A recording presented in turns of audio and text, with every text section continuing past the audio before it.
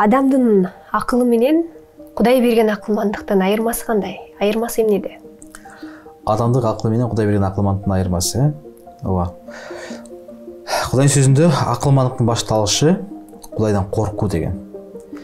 Кудай берген акылдан адам Кудайдыкын урматтайт, Кудайдыкын сыйлайт, Кудайдан коркот ал. Кудай мени жазалап коет деп коркпойт. Кудайды капарантып албайынчы деп коркот. Адамдык акыл болсо, ал болсо көбүнчө ал Кудайдыкын эмес, өзүнүкүн издейт. Мүмкүн мен окуп берейин бир сөздөрдү.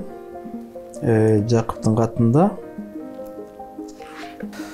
3-бөлүмдө араңарда ким акылдуу жана эстүү?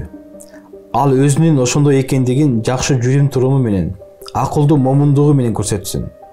Эгерде жүрөгүңөрдө ачуу, ичи тарлык жана өзүмчүлдүк бар болсо, анда мактанбагыла жана чындыкты бурмалабагыла.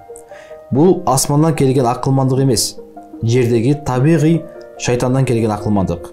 Анткени кайсы жерде ичи тарлык жана менменсинген өзүмчүлдүк бар болсо, ал жерде тартипсиздик жана ар кандай жаман нерселер бар. Ал эми асмандан келген акылмандык баарынан мурун таза, андан кийин тынчтыкты сүйүүчү, момун, тил алчак, боорукер, жакшы жемиштүү, калыс, эки жүздүү эмес. Демек, жазуу ачык айтып жатат. Рахмат.